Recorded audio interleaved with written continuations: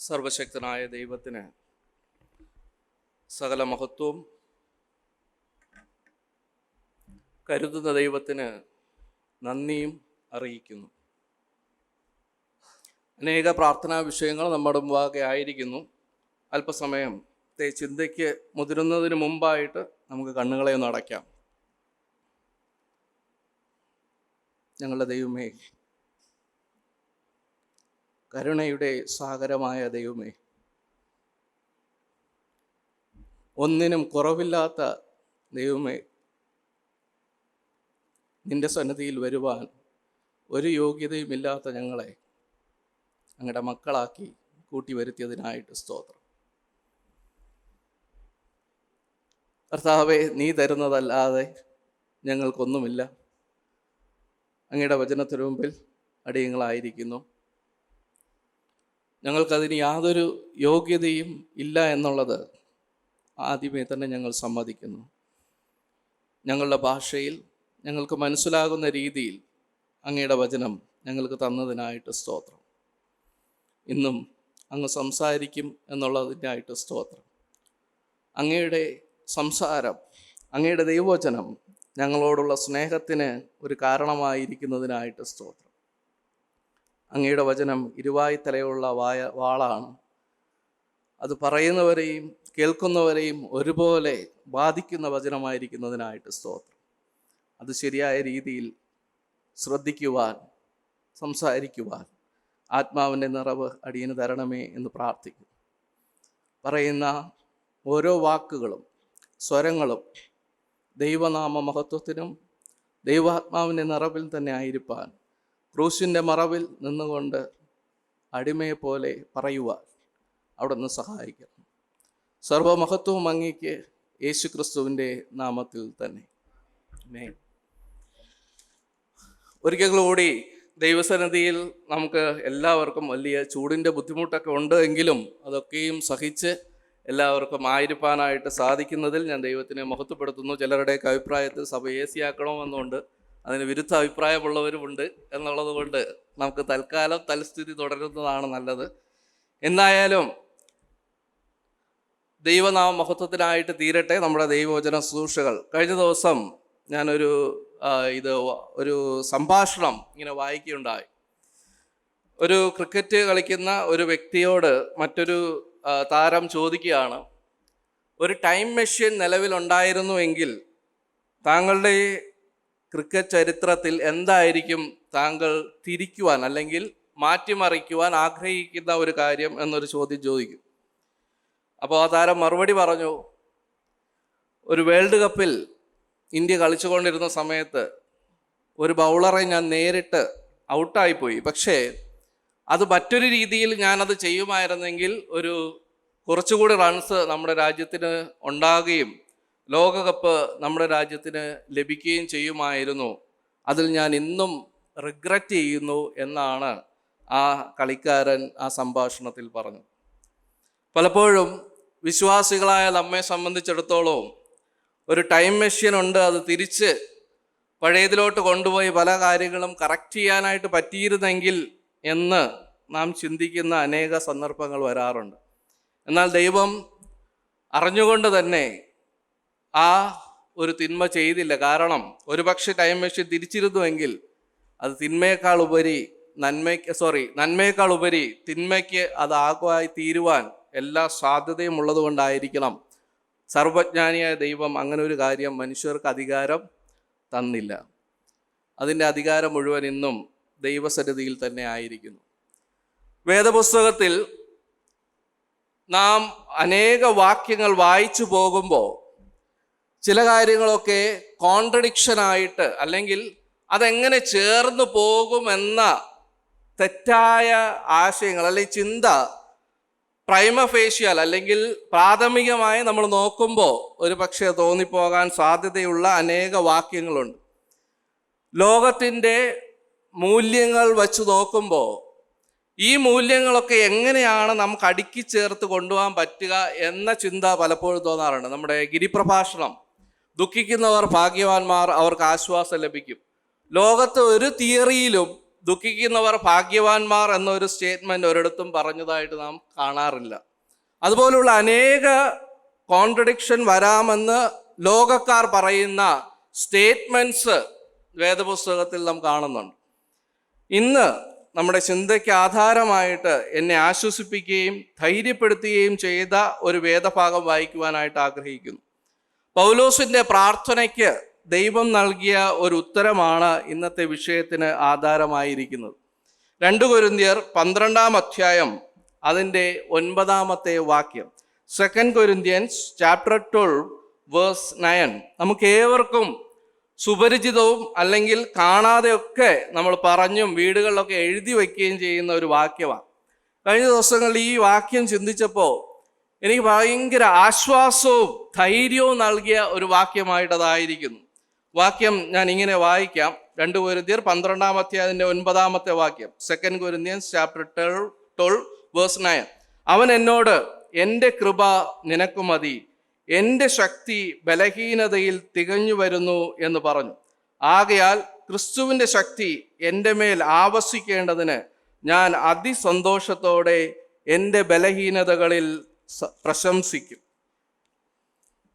ദൈവത്തിൻ്റെ നാമം ഈ വചനങ്ങളാലും മഹത്വപ്പെടുമാറാകട്ടെ. എൻ്റെ കൃപ നിനക്ക് മതി എന്നുള്ള വാക്യങ്ങളൊക്കെ നമ്മൾ പലയിടത്തും എഴുതി വെച്ചിട്ടുണ്ട്. നമുക്ക് തന്നെ കാണാതെ അറിയുന്ന വാക്യം. അതിന് വളരെ അർത്ഥമുണ്ട്. എന്നാൽ ഇന്ന് നാം ചിന്തിക്കാനായിട്ട് ആഗ്രഹിക്കുന്ന ആ 2 വാക്യശകലങ്ങളാണ് എൻ്റെ ശക്തി ബലഹീനതയിൽ തികഞ്ഞു വരുന്നു എന്നുള്ളത്.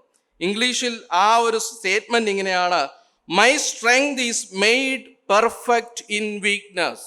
My strength made perfect in weakness. ബലഹീനതയിൽ തികഞ്ഞു വരുന്ന ദൈവത്തിൻ്റെ ശക്തി.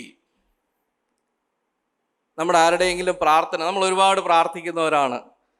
ഇങ്ങനെ ഒരു പ്രാർത്ഥനയുടെ ഉത്തരം നമുക്ക് ആർക്കെങ്കിലും ലഭിച്ചിട്ടുണ്ടോ?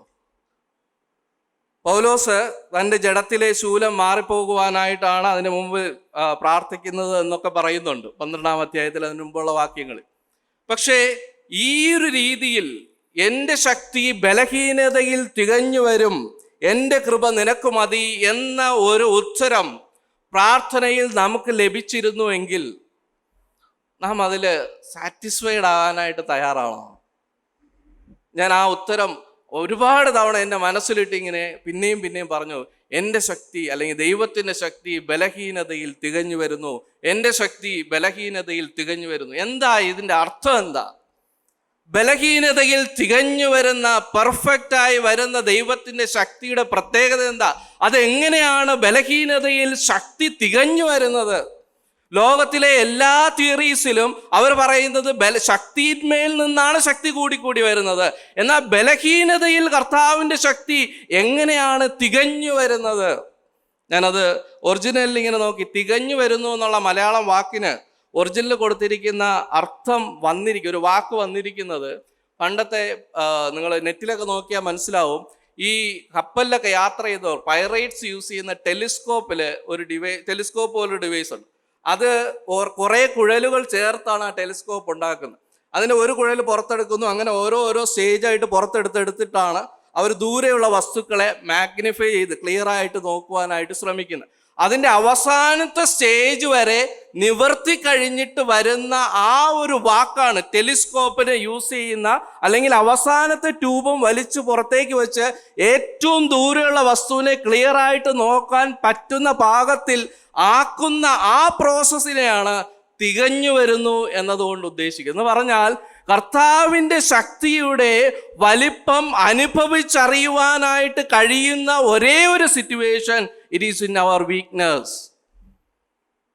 നമ്മുടെ ബലഹീനതയിൽ മാത്രമേ കർത്താവിൻ്റെ ശക്തിയുടെ യഥാർത്ഥ ചിത്രം നമുക്ക് അനുഭവിച്ചറിയുവാനായിട്ട് സാധിക്കത്തുള്ളൂ.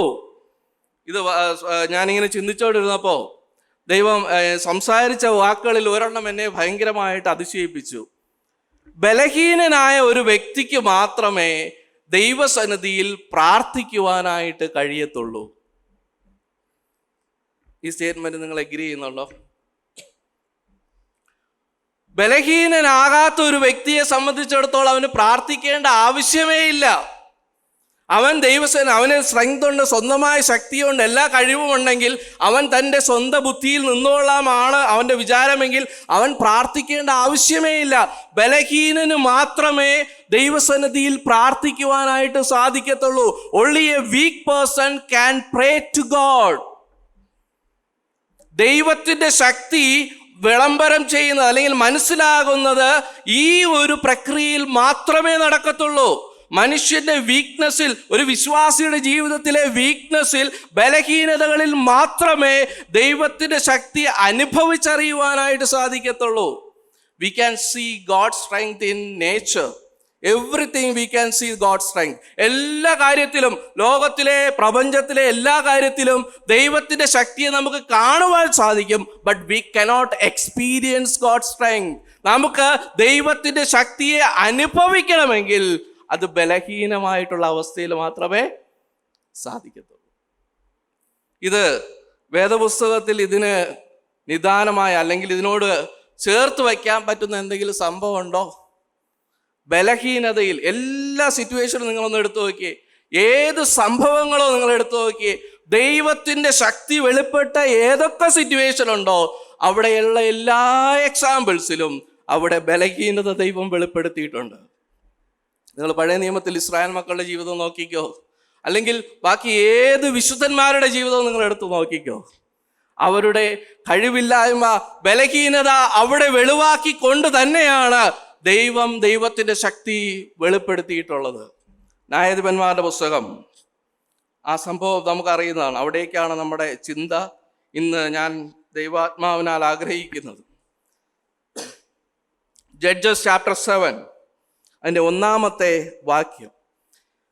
ന്യായാധിപന്മാരുടെ പുസ്തകം 7-ാം അധ്യായം അതിൻ്റെ 1-ാമത്തെ വാക്യം. വാക്യങ്ങളൊന്നും ഞാൻ അതിലെ എല്ലാ വാക്യങ്ങളും വായിക്കേണ്ടതാണ്. ഈ സംഭവം ന്യായാധിപന്മാരുടെ കാലഘട്ടത്തിൽ ഗിദെയോൻ യുദ്ധത്തിനായിട്ട് പോകുന്ന ഒരു സമയമാണ്. മിദ്യാന്യർക്കെതിരെ യുദ്ധത്തിനായിട്ട് ദൈവം അവനെ എടുത്തുപയോഗിച്ചു. ദൈവാത്മാവ് 6-ാം അധ്യായത്തിൻ്റെ അവസാന ഭാഗത്ത് ദൈവം അവനെ നിയോഗിക്കുകയും ദൈവാത്മാവ് നിയോഗത്താൽ അവൻ ആ ശുശ്രൂഷയ്ക്കായിട്ട് മുന്നോട്ട് വരികയും ചെയ്യുന്ന ഭാഗമാണ്. 7-ാം അധ്യായം തുടക്കത്തിൽ അവിടെ മിദ്യാന്യരോട് യുദ്ധം ചെയ്യുവാനായിട്ട് പുറപ്പെടുന്ന ഒരു ഗിദെയോനെ നമുക്കറിയാം. പലപ്പോഴും ഈ ഭാഗം നമ്മൾ വായിച്ചിട്ട് ചിന്തിക്കുന്നത് 300 പേരോടുകൂടെ യുദ്ധത്തിനായിട്ട് പോയ ഗിദെയോനെയാണ് നമ്മൾ കാണുന്നത്. 1-ാം വാക്യം, 7-ാം അധ്യായം 1-ാം വാക്യം. അനന്തരം ഗിദെയോൻ എന്ന യെരുബാലും അവനോടുകൂടെയുള്ള ജനമൊക്കെയും അതികാലത്ത് പുറപ്പെട്ട് ഹരോദ് ഉറവിനരികെ പാളയമിറങ്ങി. മിദ്യാന്യരുടെ പാളയമോ അവർക്ക് വടക്ക് മോരെ കുന്നിനരികെ താഴ്വരയിലായിരുന്നു. Okay, thank you. Jerubbaal, who is Gideon, and all the people that were with him. ഗിദെയോനെ സംബന്ധിച്ചിടത്തോളം 6-ാം അധ്യായത്തിൻ്റെ അവസാന ഭാഗത്ത് ദൈവം തന്നെ ഏൽപ്പിച്ച ശുശ്രൂഷയുടെ വ്യക്തമായി മനസ്സിലാക്കിയതിനു ശേഷം ഗിദെയോൻ ആ ശുശ്രൂഷയ്ക്ക് വേണ്ടി ഇറങ്ങി വരുന്ന ഒരു കാര്യമാണ് നാം 7-ാം അധ്യായത്തിൽ കാണുന്നത്. അവിടെ 6-ാം അധ്യായം അവസാന ഭാഗത്ത് തോലും മഞ്ഞും വീഴുന്നതൊക്കെ വെച്ച് ദൈവത്തോട് ഭയങ്കരമായ വാദങ്ങളും എക്സ്പീരിമെൻറ്റും ഒക്കെ നടത്തി സകലം ഉറപ്പിച്ചു. തന്നെ ദൈവം ഇതിനായിട്ട് നിയോഗിച്ചിരിക്കുന്നു എന്ന് പെർഫെക്റ്റ് വില്ല് ദൈവത്തിനെ മനസ്സിലാക്കി ദൈവഹിതപ്രകാരം ഇറങ്ങി വന്ന ഒരു ഗിദെയോനാണ്. ആ 7-ാം അധ്യായം 1-ാം വാക്യത്തിലേക്ക് വരുമ്പോൾ തന്നെ അവൻ്റെ കൂടെ അനേകർ ആ ഒരു ശുശ്രൂഷയ്ക്ക് വേണ്ടി വരുന്നുണ്ട്. അനേകർ, അവനോ അവിടെ കൂടെയുള്ള ജനമൊക്കെയും, അവനോട് കൂടെ അനേകം ആൾക്കാർ അവൻ്റെ ഒപ്പമുണ്ട്. ഗിദെയോനൊപ്പം അനേകം ആയിരങ്ങൾ ഇസ്രായേൽ മക്കൾ അവനോടൊപ്പം ഈ ശുശ്രൂഷയ്ക്ക് തയ്യാറായിട്ട് അവിടെ നിൽപ്പുണ്ട്. വേറെ ഒരു പ്രഖ്യാപനങ്ങളോ ഒന്നും പബ്ലിക്കായിട്ട് അവിടെ പറയുന്നതായിട്ടൊന്നും കാണുന്നില്ല. എല്ലാവരും റെഡിയായിട്ട് ഗിദെയോനൊപ്പം ആ യുദ്ധത്തിനായിട്ട് തയ്യാറായിട്ട് നിൽക്കുകയാണ്. പക്ഷെ 2-ാം വാക്യത്തിലോട്ട് വരുമ്പോൾ എന്താ കാണുന്നത്? യഹോവ ഗിദെയോനോട്, നിന്നോട് കൂടെയുള്ള ജനം അധികമാകുന്നു. And the Lord said unto Gideon, the people that are with thee are too many for me. ദൈവം ഗിദെയോന് പറയാ, നിന്നോട് കൂടെയുള്ള ജനം അധികമാകുന്നു. ഗിദെയോൻ ആ ശുശ്രൂഷയിലേക്ക് വന്നപ്പോൾ, ആ ദൗത്യം ദൈവം ഏൽപ്പിച്ചതായിട്ട് പൂർണ്ണമായിട്ട് മനസ്സിലാക്കി ഇറങ്ങി വന്നപ്പോൾ, അനേകർ തൻ്റെ കൂടെ അതിൽ വന്നപ്പോൾ ഗിദെയോന് തീർച്ചയായിട്ടും സന്തോഷമായി കാണും. ഞാൻ ഇവരോടൊപ്പം ചേർന്ന് ആ ശുശ്രൂഷ ചെയ്യുവാനായിട്ട് പോവുകയാണ്. ദൈവത്തിന് വേണ്ടി ഇസ്രായേൽ മക്കളെ വിടുതൽ ചെയ്യുന്നതിന് വേണ്ടിയിട്ട് അവൻ യാത്ര പുറപ്പെടുവാനായിട്ട് പോവാണ്, യുദ്ധം ചെയ്യുവാനായിട്ട് പോവാണ്. വളരെ ഐക്യത്തോടു കൂടി അനേകർ അവൻ്റെ കൂടെ വന്ന് ആ യുദ്ധത്തിനായിട്ട് പോകാൻ തയ്യാറെടുക്കുമ്പോൾ യഹോവ അവിടെ 2-ാം വാക്യത്തിൽ പറയുകയാണ്, നിന്നോട് കൂടെയുള്ളവർ അധികമാകുന്നു.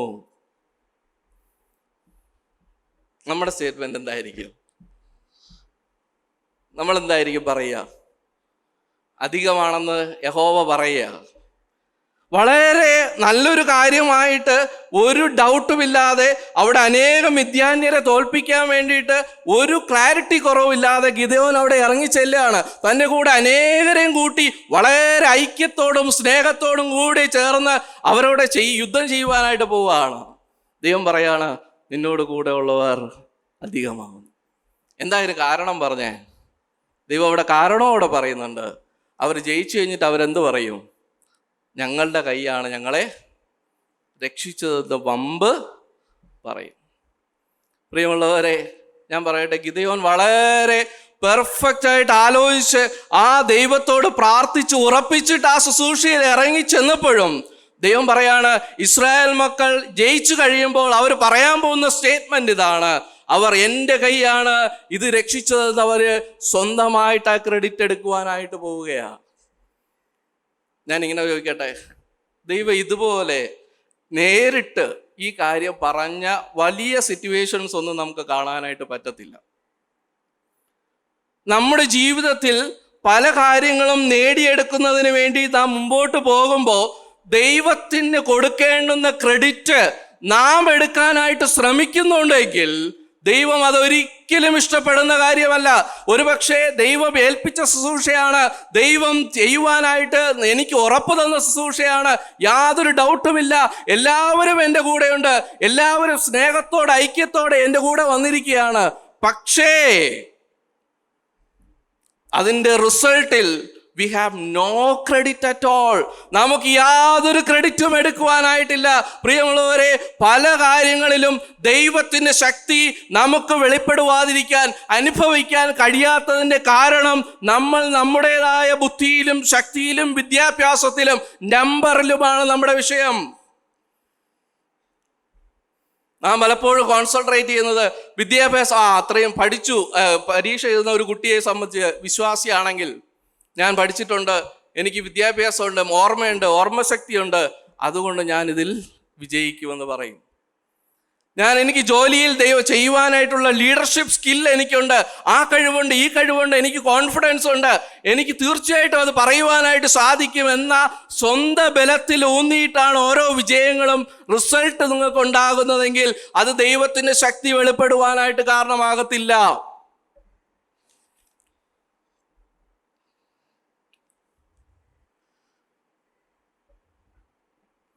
ഞാനിങ്ങനെ പറയട്ടെ, if you are boasting on your strength, you can't experience God's power. ദൈവം നമുക്ക് തന്ന അനുഗ്രഹങ്ങൾ, കഴിവുകൾ, താലന്തുകൾ, കൃപകൾ, അത് സാമ്പത്തികമാകട്ടെ, ആരോഗ്യപരമാകട്ടെ, അല്ലെങ്കിൽ കുടുംബപരമായാകട്ടെ, സഭയായിട്ട് നമുക്ക് നൽകിയ അനുഗ്രഹങ്ങളാകട്ടെ, അതിൽ നമ്മൾ ബോസ്റ്റ് ചെയ്യുവാൻ, അഹങ്കരിക്കുവാൻ, വമ്പ് പറയുവാനായിട്ട് ശ്രമിക്കുന്നു എങ്കിൽ ദൈവത്തിന് ശക്തി അതിൽ വെളിപ്പെടത്തില്ല. അത് ആത്മീയ ശുശ്രൂഷ ആയിക്കോട്ടെ, ഇതിൽ ഇത്രയും തിരുമല സഭയിൽ ഇത്രയും അംഗങ്ങളുണ്ട്, അവരത് ചെയ്യുന്നു, ഇത് ചെയ്യുന്നു, അതൊക്കെ ചെയ്യുന്നു, ഇന്നതുപോലെ ശുശ്രൂഷകൾ നടക്കുന്നു, മീറ്റിംഗ് നടക്കുന്നു, അനേക കാര്യങ്ങൾ നടക്കുന്നു. അതിൻ്റെ ഒന്നും ക്രെഡിറ്റ്, പ്രിയമുള്ളവരെ, നമ്മൾ ആരും അത്ര ആത്മീയരായതുകൊണ്ട് മാത്രമല്ല. അതിൻ്റെ ക്രെഡിറ്റ് ഒരു ആത്മീയർക്കും ഒരു വിശ്വാസിക്കും എടുക്കുവാനായിട്ട് കഴിയത്തില്ല. അത് ദൈവത്തിൻ്റെ ശക്തിയുടെ വലിപ്പം കൊണ്ടൊന്ന് മാത്രമാണ്. Do not take credit of God. ദൈവത്തിന് എതിരായിട്ട് നമ്മുടെ ശക്തി കൊണ്ടോ, നമ്മുടെ എണ്ണത്തിൻ്റെ വലിപ്പം കൊണ്ടോ, ആത്മീയതയുടെ അറിവിൻ്റെ തിടുക്കം കൊണ്ടോ ഒന്നും ഒരു കാര്യവും ഒരു ചുവടും ആത്മീയമായി മുന്നോട്ട് പോകുവാൻ ആർക്കും കഴിയത്തില്ല. Just because of God's power we reach so far. പ്രിയമുള്ളവരെ, we can't say any boasting words. ഒരു വമ്പും ഒരു വിശ്വാസിക്കും പറയുവാനായിട്ട് ഒരു സ്കോപ്പുമില്ല. അത് ദൈവത്തിൻ്റെ ശക്തി ഒന്നുകൊണ്ട് മാത്രമാണ്. If you boast in our blessings, God's power it's not revealed. ദൈവത്തിൻ്റെ ശക്തി അതിൽ വിളംബരം ചെയ്യപ്പെടത്തില്ല. ദൈവത്തിൻ്റെ ശക്തി അതിൽ തികഞ്ഞു വരത്തില്ല. If we expose our weakness, God will surely show His power.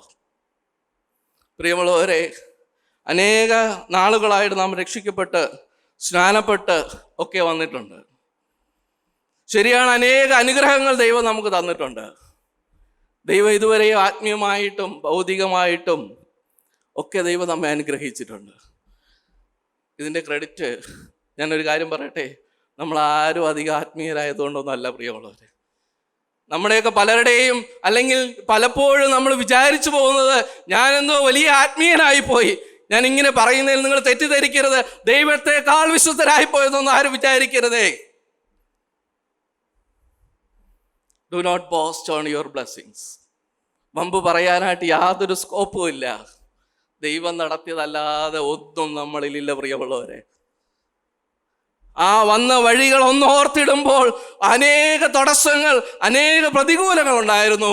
അതൊക്കെ തരണം ചെയ്യാനായിട്ടുണ്ടായ ഒരേ ഒരു കാരണം പ്രാർത്ഥന എന്നൊരു കാരണം മാത്രമേ ഉള്ളൂ. വേറെ ഒരു കാര്യങ്ങളും അതിന് നിദാനമായിട്ടില്ല. ഒരു നമ്മുടെ ഭൗതികമായ സാഹചര്യങ്ങളും അതിന് അടിസ്ഥാനമല്ല. പ്രാർത്ഥിച്ച് പ്രാർത്ഥിച്ച് പ്രാർത്ഥിച്ച് അങ്ങനെ തന്നെയാണ് മുന്നേറിയത്. അതിൽ യാതൊരു വമ്പും പറയുവാനായിട്ട് നമുക്ക് സാധിക്കത്തില്ല. ഗിദെയോനോട് പറയാണ്, നിന്റെ കൂടെ ഉള്ള ആളുകൾ കൂടുതലാണ്. കാരണം അവർ പറയും, ഇത്രയും പേരുണ്ടായിരുന്നുകൊണ്ടാണ് ഞങ്ങൾ ആ യുദ്ധം ജയിച്ചത്. പ്രിയമുള്ളവരെ, നമ്മൾ ഏതെങ്കിലും യുദ്ധം ജയിച്ചിട്ടുണ്ടെങ്കിൽ, ഏതെങ്കിലും പ്രതികൂലങ്ങൾ നമ്മൾ ചാടിക്കടന്നിട്ടുണ്ടെങ്കിൽ, അതിൻ്റെ ഒരു ക്രെഡിറ്റും നമ്മുടെ ആരുടെയും ഗുണം കൊണ്ടല്ല, ആരുടെയും ബെനിഫിറ്റ് കൊണ്ടല്ല. അത് ദൈവത്തിൻ്റെ ശക്തി കൊണ്ട് മാത്രമാണ്. ആ ക്രെഡിറ്റ് നമുക്ക് ആർക്കും എടുക്കാൻ കഴിയത്തില്ല. ഞാൻ മുമ്പോട്ട് പോകുവാനായിട്ട് ശ്രമിക്കുകയാണ്. അത് കഴിഞ്ഞിട്ട് ഗിദെയോൻ അവിടെ റിക്രൂട്ട്മെന്റ് പ്രോസസ്സ് ചെയ്യുക. ഓരോരുത്തരായിട്ട് ഇങ്ങനെ പിരിച്ചു വിട്ടുകൊണ്ടിരിക്കുക. അതിലോട്ടൊന്നും ഞാൻ കടക്കുന്നില്ല, നമുക്കറിയാം. അവസാനം 300 പേര് മാത്രം അവിടെ ശേഷിക്കുന്നുണ്ട്. 300 പേര്. 301-ാമതായിട്ട് ഗിദെയോനും ഉണ്ടാവും. നിങ്ങൾ എന്താ വിചാരിക്കുന്നത്? ഗിദെയോന് വളരെ സന്തോഷത്തോടെ ദൈവം എന്നോട് സംസാരിച്ചു എന്ന് പറഞ്ഞ് ആണോ ഗിദെയോൻ അവിടെ ആയിരുന്നേ? അതിൻ്റെ 8-ാം വാക്യം ഒന്ന് ഞാൻ വായിക്കാം. Verse 8, Judges chapter 7 verse 8. അങ്ങനെ അവർ ജനത്തിൻ്റെ ഭക്ഷണ സാധനങ്ങളും കാഹളങ്ങളും വാങ്ങി ശേഷം ഇസ്രായേലരൊക്കെയും അവൻ വീട്ടിലേക്ക് പറഞ്ഞയക്കുകയും ആ 300 പേരെ നിർത്തുകയും ചെയ്തു. എന്നാൽ മിദ്യാന്യരുടെ പാളയം താഴെ സമഭൂമിയിൽ ആയിരുന്നു. ഈ സമയത്ത് ഗിദെയോന്റെ അവസ്ഥ എന്തായിരിക്കും? നിങ്ങൾ 8 തൊട്ട് 11 വരെ ഒന്ന് വായിച്ചു നോക്കുക. എല്ലാ മനുഷ്യരെ പോലെ ഗിദെയോൻ ഇങ്ങനെ കാൽക്കുലേറ്റ് ചെയ്യുകയാണ്, ഇനി എങ്ങനെയാണ് ഈ യുദ്ധം ജയിക്കാനായിട്ട് പോകുന്നത്. അവന് ഭയം നിറഞ്ഞു, ഭീതി ഉണ്ടായി. നിങ്ങൾ പറയും, അതാരും എഴുതിയിട്ടില്ലല്ലോ. നിങ്ങൾ താഴോട്ട് വായിച്ചു നോക്ക്. ഗിദെയോന് ആ സമയത്ത്, ആ 8 കഴിഞ്ഞിട്ട് 9 ഇടയിലുള്ള ആ സമയത്ത്, ഞാൻ തീർച്ചയായിട്ടും ഇങ്ങനെയാണ് മനസ്സിലാക്കുന്നത്, ഉറപ്പായിട്ടും ഗിദെയോന് ദൈവത്തോട് പ്രാർത്ഥിച്ചിട്ടുണ്ടാവും. ദൈവമേ, ഇനി എങ്ങനെ ഈ 300 പേരെ വെച്ച് ഞാൻ ജയിക്കുന്നത്? മിദ്യാന്യരുടെ ആ മൾട്ടിറ്റ്യൂഡ് എന്നാണ് അവിടെ വേർഡ് യൂസ് ചെയ്തിരിക്കുന്നത്. അത്രയും ആളുകളാണ് അവിടെ താഴെ സമഭൂമിയിൽ വന്ന് കിടക്കുന്നത്. അവരോട് എങ്ങനെ ഈ 300 പേര് ജയിക്കുക? 300 പേര് നാളെ മരിക്കാനായിട്ടുള്ള എല്ലാ സാധ്യതയുണ്ടല്ലോ. ദൈവമേ, നീ ഇതെങ്ങനെയാണ് ഇത് പ്രവർത്തിക്കാനായിട്ട് പോകുന്നത്? 9-ാം വാക്യം ഞാൻ വായിച്ചു കേൾപ്പിക്കാം. അന്ന് രാത്രി യഹോവ അവനോട് കൽപ്പിച്ചത്, എഴുന്നേറ്റ് പാളയത്തിന് നേരെ ഇറങ്ങി ചെല്ലുക. ഞാൻ അത് നിന്റെ കയ്യിൽ ഏൽപ്പിച്ചിരിക്കുന്നു. ഇറങ്ങി ചെല്ലുവാൻ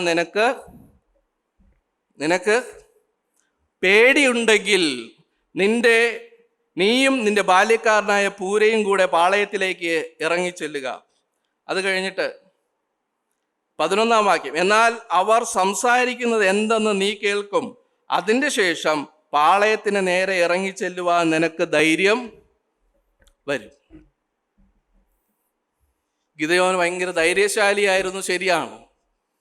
പക്ഷേ ഈ സിറ്റുവേഷൻ വന്നപ്പോൾ ദൈവം ഈ ആൾക്കാരെ കുറയ്ക്കണമെന്ന് പറഞ്ഞ് യാതൊരു ക്വസ്റ്റ്യനും ചെയ്യാതെ അവൻ കുറച്ചു. അതൊക്കെ ശരിയാണ്. പക്ഷെ എന്നാലും ഒരു ഭയം അവൻ്റെ മനസ്സിൽ കിടപ്പുണ്ട്. ഇതെങ്ങനെയാണ്? ഓ, ഇറ്റ് ഈസ് പോസിബിൾ. എങ്ങനെ ഇത് വിജയിക്കുവാനായിട്ട് സാധിക്കും? ദൈവം പറയുന്നുണ്ട്, ദൈവം അത് അറിഞ്ഞ് തന്നെ പറയുകയാണ്, നീ ഒരാളെ കൂടെ കൂട്ടിക്കോ, നീ പാളയത്തിലോട്ട് ഇറങ്ങി ചെല്ലുവാൻ. ഞാൻ പറയട്ടെ, 300 പേരായിട്ട് യുദ്ധം ചെയ്യുവാൻ തന്നെ അവൻ ഭയപ്പെട്ടിരിക്കുന്ന സമയത്ത് അവനോട് പിന്നെയും പറയുക, നീ തന്നെ ചെന്ന് പാളയത്തിലോട്ട് ഇറങ്ങി ചെല്ലാനായിട്ട് പറയുക. അപ്പോഴ് അത് കഴിഞ്ഞ് അവിടെ ചെന്നിട്ട് അവർ സംസാരിക്കുന്ന സംസാരം കേട്ട് കഴിയുമ്പോൾ നിനക്ക് എന്ത് വരുമെന്നാണ് പറഞ്ഞേ? ധൈര്യം വരും. പ്രിയമുള്ളവരെ, ഞാൻ ഇങ്ങനെ ചിന്തിക്കുകയായിരുന്നു, അനേക സന്ദർഭങ്ങളിൽ നമ്മൾ മനസ്സിലാകാത്ത സ്ഥലങ്ങളിൽ ഗിദെയോനൊക്കെ നല്ല വിശ്വാസിയാണ്, ഭക്തനാണ്, ദൈവത്തിനു വേണ്ടി പോരാടിയവനാണ്. പക്ഷെ ആ സിറ്റുവേഷൻ വന്നപ്പോൾ അവൻ്റെ ഉള്ളിൽ നാച്ചുറലായിട്ട് ആ ഭയം ഉണ്ടായി എന്നുള്ള ശരിയാ. പക്ഷേ ദൈവം അവനെ നടത്തിയത് നോക്കിയേ, നിനക്ക് നിന്റെ ധൈര്യം നിന്റെ പേടിയൊക്കെ ഞാൻ മാറ്റിത്തരാം. കഴിഞ്ഞ വർഷം ഏപ്രിൽ 2023 കാലയളവിൽ എനിക്ക് ഓർമ്മയുണ്ട്, ഐ ലോസ്റ്റ് മൈ ജോബ്.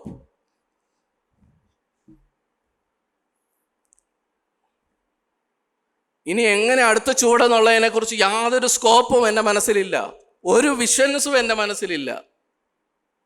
എങ്ങനെ ഒരു ചുവട് വയ്ക്കുമെന്ന് അറിയത്തില്ല, എങ്ങനെ ജീവിതത്തിലുള്ള വരുമാനം ഉണ്ടാകുമെന്ന് അറിയത്തില്ല. ദൈവത്തോട് പ്രാർത്ഥിച്ച് ദൈവഹിത പ്രകാരം മാത്രമേ ഓരോ ജോലിയും ചെയ്യാവൂ എന്ന് ഉറപ്പിച്ച് ക്ലിയർ കട്ടായി മനസ്സിലാക്കിയാണ് മുമ്പോട്ട് പോയത്. പക്ഷേ before 1 year I lost my job.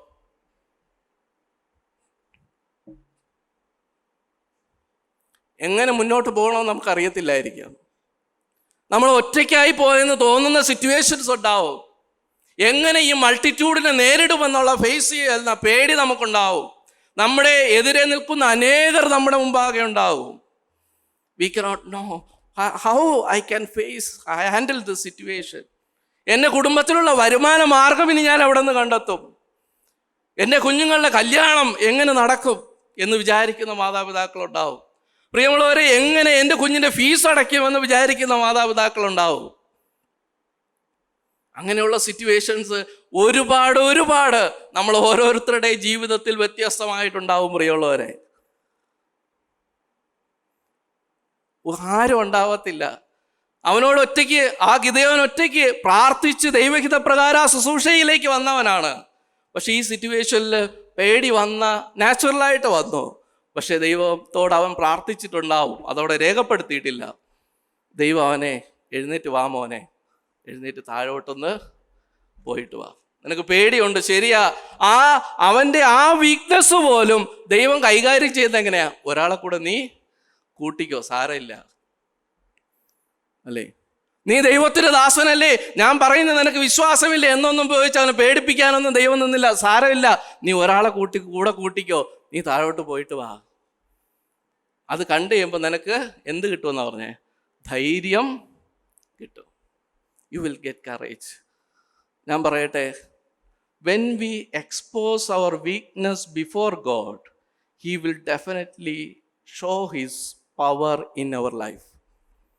നമ്മുടെ ഒന്നുമില്ലായ്മ, നമ്മുടെ ബലഹീനത, എന്നെക്കൊണ്ടത് കഴിയത്തില്ല, എങ്ങനെയാണ് കർത്താവേ എന്ന് പറഞ്ഞ് ദൈവസന്നിധിയിൽ നിടമ്പാട് സാഷ്ടാംഗം വീണിട്ട് കരഞ്ഞു കൊടുക്കുമ്പോൾ ദൈവത്തിൻ്റെ ശക്തി നമ്മളിൽ തികഞ്ഞു വരുന്നത് കാണുവാനായിട്ട് സാധിക്കും.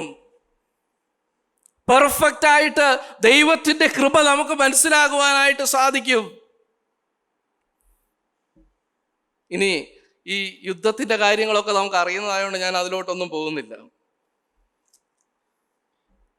സങ്കീർത്തനങ്ങൾ 51:17, സാംസ് ചാപ്റ്റർ 51:17 ദാവീദ് പറയുന്ന വാക്കുകളുണ്ട്. നമുക്കറിയുന്ന വാക്യമാണ് 51:7. ദൈവത്തിൻ്റെ ഹനനയാഗങ്ങൾ തകർന്നിരിക്കുന്ന മനസ്സ്, തകർന്നും നുറുങ്ങിയും ഇരിക്കുന്ന ഹൃദയം, ദൈവമേ നീ നിരസിക്കുകയില്ല. ഞാനൊരു ചോദ്യം, ഒരു ചലഞ്ച് നിങ്ങളുടെ മുമ്പാകെ വയ്ക്കുക.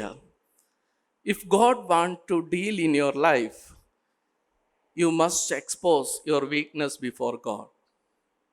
ദൈവത്തിന് നിങ്ങളുടെ ജീവിതത്തിൽ പ്രവർത്തിക്കണം, ദൈവത്തിൻ്റെ ശക്തി എൻ്റെ ജീവിതത്തിൽ മനസ്സിലാകണമെന്ന് ആഗ്രഹിക്കുന്ന ആരെങ്കിലും ഉണ്ടെങ്കിൽ ഞാൻ പറയട്ടെ, ദൈവസന്നിധിയിൽ നമ്മുടെ വീക്ക്നെസ് സമ്മതിച്ചാൽ മാത്രം മതി. ദൈവമേ, എന്നെ കൊണ്ട് അതിന് കഴിയത്തില്ല, ഞാൻ വെറും ഒരു ശ്വാസത്തിന് തുല്യമാണെന്ന് സമ്മതിച്ച് ദൈവസന്നിധിയിൽ വീഴുന്നവർക്ക് ദൈവം തീർച്ചയായിട്ടും സഹായിക്കും. അങ്ങനെ സഹായിക്കാത്ത ഏതെങ്കിലും ഒരു വ്യക്തിയെ നിങ്ങൾക്ക് ലോകത്തിൽ ഒരിടത്തും ചൂണ്ടിക്കാണിക്കുവാൻ സാധിക്കത്തില്ല. നമ്മുടെ ആവശ്യങ്ങൾ, നമ്മുടെ അത്യാവശ്യങ്ങൾ ദൈവസന്നിധിയിൽ വയ്ക്കുമ്പോൾ ദൈവം തീർച്ചയായിട്ടും നിവർത്തിച്ചു തരും. അനേകം ആവശ്യങ്ങൾ നമ്മുടെ മുമ്പാകെയുണ്ട്, അനേക കാര്യങ്ങൾ നമുക്ക് നേടിയെടുക്കേണ്ടതായിട്ടുണ്ട്, അനേകം ശത്രുക്കൾ നമ്മുടെ മുമ്പാകെയുണ്ട്, അനേകം പേർ നമ്മളെ നോക്കിക്കൊണ്ട് നിൽക്കുകയാണ്. ഈ യുദ്ധത്തിൽ ഞാൻ എങ്ങനെ വിജയിക്കും? ഇനി ഞാനൊരു കാര്യം ചോദിക്കട്ടെ, ഈ യുദ്ധത്തിൽ അവരെങ്ങനെ വിജയിച്ചേ? അവരെത്ര പേര് യുദ്ധം ചെയ്തു? 300 പേരാണോ യുദ്ധം ചെയ്തത്? എത്ര പേര് യുദ്ധം ചെയ്തു? ആ 300 പേരെ തിരഞ്ഞെടുത്തെങ്കിലും ദൈവം പ്രൈമറി യുദ്ധത്തിലൊന്നും അവിടെ യൂസ് ചെയ്തില്ല. അവരെങ്ങനെ മരിച്ചതെന്നറിയോ? നിങ്ങൾ താഴോട്ട് വായിച്ചു നോക്കുക. അവരവരുടെ പാളയത്തിൽ അങ്ങോട്ടും ഇങ്ങോട്ടും വെട്ടിയാണ് മരിക്കുന്നത്. ദൈവം 300 പേരെ അവിടെ എടുത്തു, ശരി തന്നെയാണ്. അവിടെ യുദ്ധം തുടങ്ങുന്നതും അവർ പേടിച്ചോടുന്നതും അവർ തമ്മിൽ വെട്ടിയിട്ടാ വായ്ത്തലയാല. 300 പേരെ പോലും ദൈവം ഉപയോഗിച്ചില്ലെന്നേ. God doesn't need a number. ദൈവത്തിന് വലിയ നമ്പറുള്ള ആൾക്കാർ വേണ്ട. ഈവൻ ആ 300 പേഴ്സൺസിനെ പോലും ദൈവത്തിന് ആവശ്യമില്ലെന്നേ. ദൈവത്തിന് പ്രവർത്തിക്കാനായിട്ട് ദൈവം അതവിടെ ചെയ്തോളൂ. എന്നിട്ട് അവിടെ ഒരു വാക്യമാണ്, നിങ്ങളത് ശ്രദ്ധിച്ച്. ആ യുദ്ധം നടക്കുമ്പോൾ ഇവർ ഈ കുടവും ഇതുമായിട്ട് കാഹളമൊക്കെ ആയിട്ട് പോകുന്നുണ്ട്. അവിടെ അവരവരുടെ നിലക്ക്, അതിൻ്റെ വേഴ്സ് ഞാൻ ഓർക്കുന്നില്ല, അന്ന് 7-ാം അധ്യായത്തിൻ്റെ 21-ാം വാക്യം, chapter 7 verse 21. And they stood every man in his place round about the camp. അവർ പാളയത്തിന്റെ ചുറ്റും ഓരോരുത്തൻ താന്താന്റെ നിലയിൽ തന്നെ നിന്നു. ആരും ഒന്നും ചെയ്തിട്ടില്ല. അവരവരുടെ സ്ഥാനങ്ങളിൽ തന്നെ നിൽക്കുക. ആരാ യുദ്ധം ചെയ്യുന്നത്? യുദ്ധം ദൈവം ചെയ്യുക. ഞാനിങ്ങനെ പറയട്ടെ, ഈ അർത്ഥം അല്ലെങ്കിൽ ഈ ധൈര്യം ഗിദെയോന് കൊടുത്തപ്പോൾ, ഗിദെയോൻ ആ സ്വപ്നവും ശത്രുവിൻ്റെ പാളയത്തിൽ ചെന്നപ്പോൾ അവരൊരു സ്വപ്നവും അതിൻ്റെ അർത്ഥമൊക്കെ പറയുന്നുണ്ട്. ഇത് കേട്ടപ്പോഴാണ് ഗിദെയോന് ധൈര്യം വന്നത്. ധൈര്യം വന്നപ്പോൾ ഗിദെയോൻ എന്താ ചെയ്തേ? എന്ത് ചെയ്തു? ഇത് ഇല്ലേ നിങ്ങളുടെ ബൈബിളിൽ ഇല്ലേ? പറഞ്ഞോ, എന്തായിരുന്നു? 15-ാം വാക്യം, 7-ാം അധ്യായം 15 verse 15. ഗിദെയോൻ സ്വപ്നവും പൊരുളും കേട്ടപ്പോൾ നമസ്കരിച്ചു. ആരെയാ? ആ ശത്രുവിനെയാണോ? പ്രിയമുള്ളവരെ, when we expose our weakness before God, it definitely leads to worship. നമ്മുടെ ബലഹീനത ദൈവസന്നിധിയെ സംബന്ധിച്ച് ദൈവത്തിൻ്റെ ശക്തി നമ്മിൽ തികഞ്ഞു വരുമ്പോൾ അത് ആരാധനയിലേക്ക് നമ്മെ നയിക്കുന്നതാക്കി മാറ്റും. അതുകൊണ്ടാണ് പൗലോസ് 2 കൊരിന്ത്യർ 12:9 പറയുന്നത്, ഞാൻ എൻ്റെ ബലഹീനതകളിൽ സന്തോഷിക്കുന്നു, പ്രശംസിക്കുന്നു. ലോകത്തിൽ ഒരാൾക്ക് ഇത് പറയാൻ പറ്റില്ലതേ. വീക്ക്നെസ്സിൽ പ്രശംസിക്കുന്ന ആരെങ്കിലും ഉണ്ടോ? എല്ലാവരും എനിക്കത് ചെയ്യാൻ പറ്റും, ഇത് ചെയ്യാൻ പറ്റും, അല്ലെങ്കിൽ ഇന്ന റെക്കോർഡ് എനിക്കുണ്ട്, ഗിന്നസ് വേൾഡ് റെക്കോർഡുണ്ട്, അത് ചെയ്തു, ഇത് ചെയ്തു. കഴിവുകളെയാണ് ലോകം ഇങ്ങനെ എപ്പോഴും പ്രൊഫൗണ്ട് ചെയ്ത് കാണിച്ചുകൊണ്ടേയിരിക്കുന്നത്. എൻ്റെ വീക്ക്നെസ്സിൽ പ്രശംസിക്കുന്നത് കർത്താവിൽ മാത്രമേ പറ്റത്തുള്ളൂ, അത് വിശ്വാസിക്ക് മാത്രമേ പറ്റത്തുള്ളൂ. അതിന് കാരണം കർത്താവിൻ്റെ ശക്തി വെളിപ്പെടുന്നത് ആ വീക്ക്നെസ്സിലാണ്, അത് തികഞ്ഞു വരുന്നത് ആ വീക്ക്നെസ്സിലാണ്. അതുകൊണ്ടാണ് ഞാൻ ആദ്യം പറഞ്ഞത്, വീക്കായിട്ടുള്ളവർക്ക് മാത്രമേ കർത്താവിനെ പ്രാർത്ഥിക്കാനായിട്ട് പറ്റത്തുള്ളൂ. പ്രാർത്ഥിക്കുന്നവർക്ക് മാത്രമേ കർത്താവിൻ്റെ ശക്തി ലഭിക്കത്തുള്ളൂ, അനുഭവിച്ചറിയാൻ പറ്റൂ. അങ്ങനെയുള്ളവർക്ക് കർത്താവിനെ വർഷിപ്പ് ചെയ്യാനായിട്ട് പറ്റത്തുള്ളൂ. ഞാൻ പറയട്ടെ, ഇന്ന് രാവിലെ നമ്മൾ ആരാധിക്കാനായിട്ട് കൂടി വന്നു. ഞാൻ വളരെ ആരോഗ്യവാനാണ്, എനിക്ക് പ്രത്യേകിച്ച് അസുഖങ്ങളൊന്നുമില്ല, ദൈവം എന്നെ കാത്തു പരിപാലിച്ചു എന്നൊക്കെ പറഞ്ഞിട്ട് നമ്മളിവിടെ വന്നിരുന്നപ്പോൾ നമ്മുടെ മനസ്സിലൂടെ പോയത് എന്തായിരിക്കാം? ദൈവമേ, ഒന്നുമില്ലല്ലേ? നമ്മുടെ സമപ്രായക്കാരായിട്ടുള്ളവരോ അല്ലെങ്കിൽ അതിൽ താഴെയുള്ളവരോ എത്രയോ പേര് കഴിഞ്ഞ ദിവസമോ ഇപ്പോഴും മരിച്ചു കൊണ്ടിരിക്കുന്നുണ്ടാവും അല്ലേ? ഇവിടെ ഒരു ഹൃദയമുണ്ട്, ആ ഹൃദയം ഇങ്ങനെ അടിച്ചുകൊണ്ടിരിപ്പുണ്ട്. അതിൻ്റെ പൾസ് എപ്പോൾ നിൽക്കുമെന്ന് ആർക്കും അറിയത്തില്ല. എപ്പോഴും വേണോ നിൽക്കാം, അതിന് പ്രായവ്യത്യാസമില്ല, വേറെ ഒരു ആരോഗ്യ കാരണങ്ങളോ അതിനൊന്നും ബാധകമാകത്തില്ല. പിന്നെ അത് മോർച്ച്മാട്ടോ ഒക്കെ ചെയ്താണ് കണ്ടുപിടിക്കാൻ ശ്രമിക്കുന്നല്ലേ ആൾക്കാർ. പിന്നെ കണ്ടുപിടിച്ചിട്ടത് ഉപയോഗമുണ്ടോ? തീരുമാനമായി അല്ലേ? പ്രിയമുള്ളവരെ, നമ്മൾ ആർക്കും അഹങ്കരിക്കാൻ ഒരു സ്കോപ്പും ഇല്ല. നമ്മുടെ വീക്ക്നെസ്, നമ്മുടെ ബലഹീനത, അത് തികഞ്ഞു വരുവാനായിട്ട് ദൈവസന്നിധിയിൽ നാം ഒരിക്കലും മുട്ടുകുത്തണം. അഹങ്കരിക്കുവാനായിട്ട് യാതൊരു സ്കോപ്പുമില്ല. ഞാൻ 2 കൊരിന്ത്യർ അതിലേക്ക് ഞാൻ പിന്നെയും വരികയാണ്. 12-ാം അധ്യായം 9-ാം വാക്യം, അതിൻ്റെ 2-ാമത്തെ വാക്യം കൂടെ ഞാൻ വായിക്കാം. ഞാൻ ക്രിസ്തുവിൻ്റെ ശക്തി എൻ്റെ മേൽ ആവസിക്കേണ്ടതിന്, ക്രിസ്തുവിൻ്റെ ശക്തി എൻ്റെ മേൽ ആവസിക്കേണ്ടതിന്. എന്താ ആവസിക്കുക എന്ന് പറഞ്ഞാൽ? എന്താ ആവസിക്കുക? അതിലെ ഒറിജിനൽ അർത്ഥം നിങ്ങൾ നോക്കിക്കോളാം. ടെന്റ് അടിച്ചിട്ട് ഒരാൾ താമസിക്കുന്നതിന് വേണ്ടി യൂസ് ചെയ്യുന്ന വാക്കാണ് ഡ്വെല്ലിങ്. താമസിക്കുന്നതിന് വേണ്ടി ഉപയോഗിക്കുന്ന വാക്കാണ്. ഈ കൂടാരപ്പണിക്കാരനായ പൗലോസാണല്ലോ ഇത് എഴുതുന്നത്. അപ്പോൾ അവന് വ്യക്തമായി അറിയാം, ഒരാൾ ഒരു സ്ഥലത്ത് താമസിക്കുന്നതിന് വേണ്ടി ഉപയോഗിക്കുന്ന വാക്കാണ് ആവസിക്കുക എന്ന് പറഞ്ഞാൽ അത് പിന്നെ ഇടയ്ക്കെപ്പോഴെങ്കിലും വന്നു പോകേണ്ട ഒരു കാര്യമല്ല. കർത്താവിൻ്റെ ശക്തി അത് നമ്മിൽ ആവസിക്കണം. It should be continually, consistently അതവിടെ ഉണ്ടാകണം, അത് വെളിപ്പെട്ടുകൊണ്ടിരിക്കണം. അതിനു വേണ്ടിയിട്ടാണ് ഞാൻ സന്തോഷിക്കുന്നത്.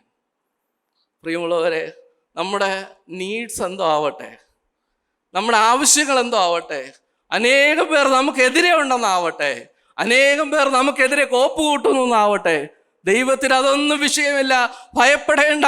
നീ ഗിദെയോനോട് പറയുന്നത്, നീ ഭയം ഉണ്ടെങ്കിൽ നീ ഒരാളെ കൂടെ കൂട്ടിക്കോ, കുഴപ്പമില്ല, നീ പോയി ചെന്ന് ധൈര്യപ്പെട്ടിട്ട് വരണം. പ്രിയമുള്ളവരെ, നമ്മുടെ വീക്ക്നെസ് വരുമ്പോൾ ലോകപ്രകാരം അല്ലെങ്കിൽ ജഡപ്രകാരം നമുക്ക് ഭയം ഉണ്ടാവും, തീർച്ചയായിട്ടും ഭയം ഉണ്ടാകും.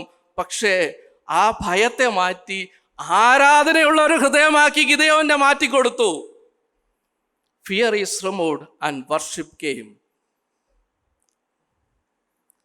ഗിദെയോന് 300 പേരെ ഒന്നും ദൈവത്തിന് ആവശ്യം വന്നില്ല. ഗിദെയോനെ പോലെ ദൈവം അവിടെ ഒന്നും ചെയ്യാനായിട്ടൊന്നും പറഞ്ഞില്ല. ജസ്റ്റ് അവിടെ ചെന്ന് സ്ഥലങ്ങളൊക്കെ ഒന്ന് നിന്നു കൊടുത്താൽ മതി. ഇന്നിൻ്റെ കാര്യങ്ങൾ ഒരു യുദ്ധവും ഇല്ല. പ്രിയമുള്ളവരെ, ഗിദെയോൻ്റെ അടുത്ത് പിന്നെ ഒരു ഇൻ്റർവ്യൂ നടത്തിയിട്ട് ചോദിച്ചു നോക്കണം, ഗിദെയോൻ എങ്ങനെ ഉണ്ടായിരുന്നു, നിൻ്റെ ആ അന്നത്തെ സന്ദർഭം എങ്ങനെയായിരുന്നു? ഗിദെയോൻ എന്തു പറയോ?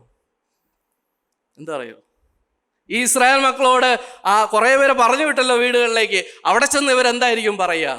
ഈ 301 പേര്, ഗിദെയോൻ ഉൾപ്പെടെ 301 പേര് എന്നിട്ട് എന്തു പറയും? We have done nothing, God do everything. അല്ലേ? ദൈവം എല്ലാം ചെയ്തു, നമുക്കൊന്നും ചെയ്യേണ്ടി പോലും വന്നിട്ടില്ല. ഇങ്ങനെ അല്ലായിരുന്നുവെങ്കിൽ എന്ത് പറ്റുമായിരുന്നു? അവർ പറയും, വി ഡൺ എവറിത്തിങ്. ആ ഇസ്രായേൽ മക്കൾ ഞങ്ങളെല്ലാം ചെയ്ത് യുദ്ധം ചെയ്തു, വലിയ യുദ്ധമായിരുന്നു, ആ ക്രെഡിറ്റ് മുഴുവൻ അവർ പറഞ്ഞേരെ. ഗിദെയോൻ ഒരു പക്ഷെ പറയില്ലായിരിക്കാം, പക്ഷെ ഇസ്രായേൽ മക്കൾ മുഴുവൻ പറഞ്ഞു. എന്നാൽ ഈ ഇത്രയും വർഷങ്ങൾ കഴിഞ്ഞിട്ടും ആ യുദ്ധത്തിന്റെ ക്രെഡിറ്റ് ഇപ്പോഴും ആർക്ക് തന്നെയാണ്? ആ വിജയത്തിന്റെ ക്രെഡിറ്റ് ആർക്ക് തന്നെയാണ്? അത് കർത്താവിന് മാത്രമുള്ളതാണ്. അല്ലേ? We have done nothing. പ്രിയമുള്ളവരെ, നമ്മുടെ ജീവിതത്തിൽ ഓരോ പ്രശ്നങ്ങൾ വരുമ്പോൾ എന്നെ കഴിഞ്ഞ ദിവസങ്ങൾ വളരെയധികം ആശ്വസിപ്പിച്ച, ഈ കഴിഞ്ഞ വർഷവും ആശ്വസിപ്പിച്ച പാട്ടുകളിൽ ഒന്നാണ് ജോർജ് കോശി ബ്രദറിൻ്റെ എൻ്റെ താതനറിയാതെ എനിക്കൊന്നും ഭവിക്കില്ല. നമുക്കൊരു പക്ഷെ അനേക പ്രയാസങ്ങളിലൂടെയും എങ്ങനെ മുന്നോട്ട് പോകണമെന്ന് അറിയാതെ ആയിരിക്കാം നാം ജീവിക്കുന്നത്.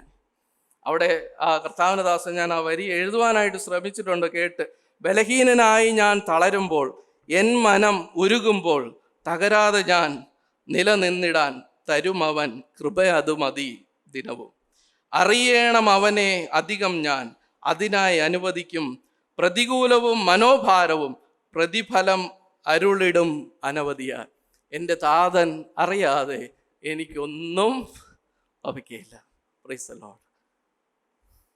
പ്രിയമുള്ളവരെ, നമ്മുടെ താതനറിയാതെ ഒന്നും നമുക്ക് ഭവിക്കുകയില്ല.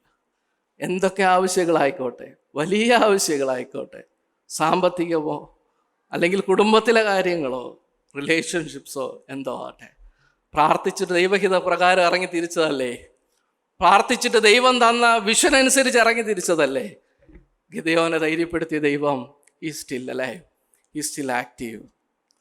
Expose your weakness before God, he will guide you. അവനറിയാതെ എൻ്റെ ജീവിതത്തിനൊന്നുമില്ല. ദൈവത്തിന് മാത്രം മഹത്വം. ആമേൻ.